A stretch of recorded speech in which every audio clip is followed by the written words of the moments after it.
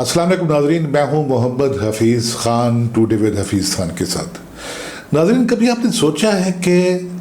आज से कुछ अर्सा पहले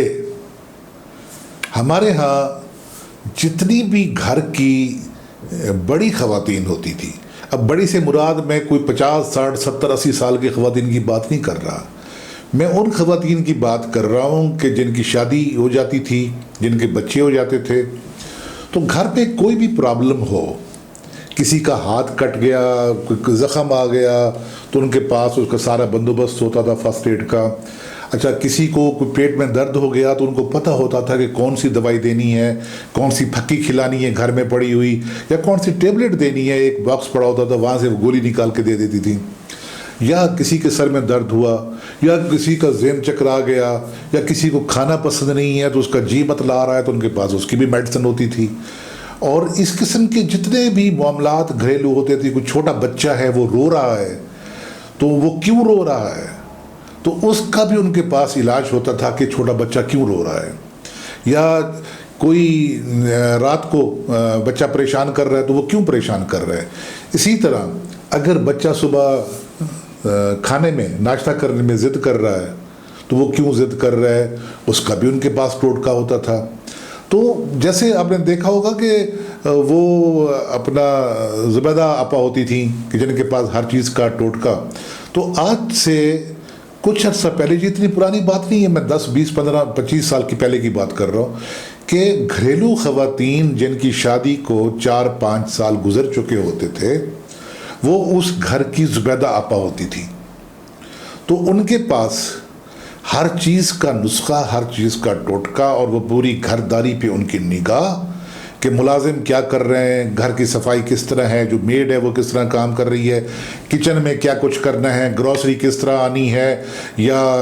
जो खाना पकाने के सिलसिले हैं, खाने में नमक ज़्यादा पड़ गया किस तरह कम करना है, या उसमें ये हुआ कि गोश्त जल गया तो उसको कैसे ठीक करना है, कपड़ों पे दाग लग गए हैं। तो घरदारी का जो पूरा का पूरा बोझ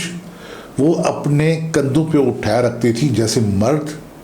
रोज़ी कमाने का, रोटी रोज़ी कमाने का बोझ अपने कंधों पे उठा के सुबह घर से निकलता है और फिर शाम को वापस आता है। तो वो उसके साथ भी उन्हें अपने हस्बैंड के मिजाज का भी पता होता था कि हम हस्बैंड किस वक्त आया है, थका हुआ है, किन हालात में आया है, उससे कौन सी बात करनी है, कौन सी बात नहीं करनी, और उससे कौन सी बात किस वक्त करनी है ताकि उसका रिज़ल्ट पॉजिटिव आए। ये जो कहते हैं ना कि मस्बत नतीजा, ये कभी ज़ियाउल हक साहब जो हमारे चीफ मार्शल एडमिनिस्ट्रेटर और सदर पाकिस्तान हुआ करते थे, वो क्या कहा करते थे,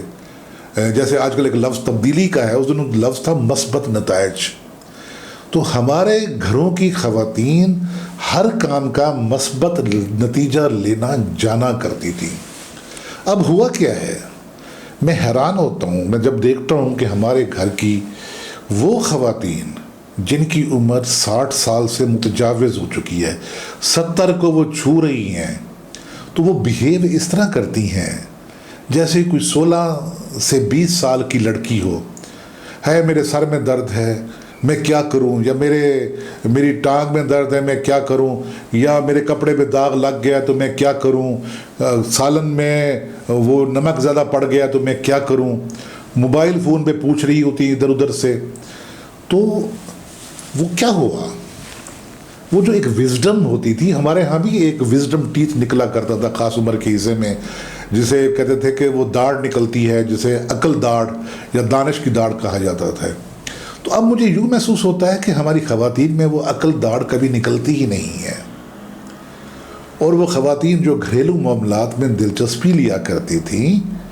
अब वो दिलचस्पी लेने को तैयार नहीं है। और जिसे कहते हैं ना कि उम्र का रुक जाना,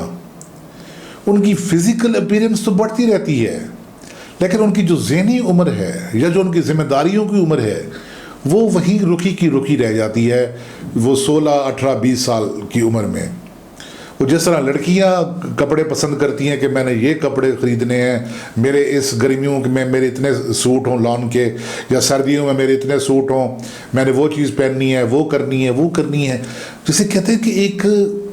वो जो ख्वाहिश है वो ख़त्म ही नहीं होने में आती। तो वो दौर जो था कि जिसमें 35 से 40 साल की उम्र की खातून, या आप उसे मैं लड़की कह देता हूँ दिलजोई के लिए, तो वो भी पूरे घर के मामलात पे, घरेलू मामलात पे यकसा कुदरत रखा करती थी। डॉक्टर्स नहीं होते थे, हकीम नहीं होते थे, दूर दूर तक जाना पड़ता था। वो घर में रहते हुए डॉक्टर्स भी थी, हकीम भी थी और तबीब भी थी, और उनके पास हर चीज़ का इलाज भी था, हर चीज़ का टोटका भी था। हर चीज़ को जो बिगड़ जाए उसे संवारना भी उन्हें आता था, हत्ता के खामंद का मिजाज जो बिगड़ा हुआ उसको संवारना भी आता था। फिर यह क्या हुआ है, ये सोचना सिर्फ मेरा काम नहीं है, इस पर आप भी सोचें, हमारी ख़वातीन भी सोचें कि क्या हुआ है कि उन्होंने अपने अंदर वो जो विज़डम उनकी उम्र के साथ आनी चाहिए थी उसको क्यों कहीं तन्हा छोड़ दिया, और वो विज़डम उनके अंदर आ ही नहीं पाई। और वो जो मर्द हैं,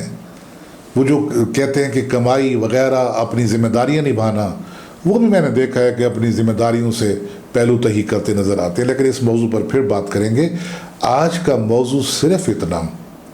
कि ख़वातीन अपनी ज़िम्मेदारियों से पहलू तही करने के लिए अपनी उम्र को क्यों रोक रखती हैं, क्यों वो 70 साल की उम्र में भी 25 या 30 साल की उम्र की रहना चाहती हैं। और एक फैशन सा बन गया है कि मुझे तो कुछ भी पता नहीं है, मुझे पता नहीं है ये क्या है, ये क्या होगा, मेरा हाथ जल गया तो मैं इस पर क्या लगाऊं, या मेरे सर में दर्द है तो मैं क्या खाऊं, मेरी वो टांग में दर्द है तो मैं क्या खाऊं, मेरे पाँव में दर्द है तो मैं क्या खाऊं, मुझे बुखार हो गया तो मैं किसके पास जाऊं। तो ये तरीके क्या हुए हैं, कौन सी हमारे माशरे में तलछट हुई है, तब्दीली आई है, ये कुछ इस किस्म का कोई हुआ है कि ख़वातीन ने घरदारी छोड़ दी है। क्यों छोड़ी है, इस पर फिर बात करेंगे। आप मुझे अपनी फीडबैक ज़रूर दीजिएगा क्यों छोड़ी है ये बात, ताकि हम बात को वहीं से फिर कंटिन्यू कर सकें। आज की बात सिर्फ इतनी।